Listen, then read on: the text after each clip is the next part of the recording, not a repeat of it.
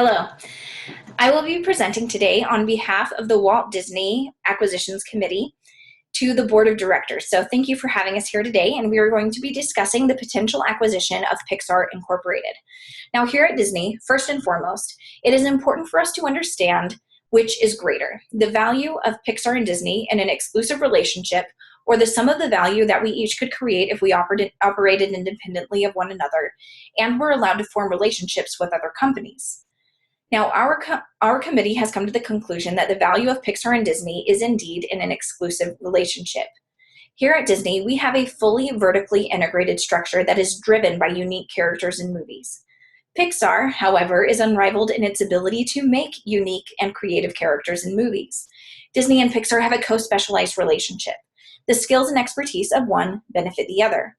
Through past negotiations, it has also become clear that it would be cost efficient as well as a synergistic fit for the integration of our two companies.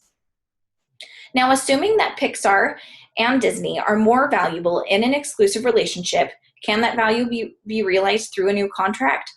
Or is common ownership required, i.e., must we acquire Pixar? We also concluded that common ownership is required. Disney has become increasingly dependent on the success of Pixar to drive its strategic engine, which is the creation of unique animated movies, as its own attempts have failed when compared to Pixar. Without a common ownership, Disney will eventually lose its power to negotiate profitable deals with Pixar. Establishing a new contract would be like renting one of the most important features of our future business. At any point, Pixar could leave, making us vulnerable to settle for second best. Establishing a common ownership relationship will benefit both of us long term and is a lower risk solution with a higher probability of being successful. Now, if we acquire Pixar, should Bob Iger and his team organize and manage, how should they organize and manage the combined entity? What challenges do we foresee, and how should we meet them? Our executive leadership must establish a "we're in this together" seamless culture from the onset to prevent any disadvantage from a culture mismatch. The workspace should be created so that both our Disney employees and Pixar can collaborate together and bring synergies from their different backgrounds.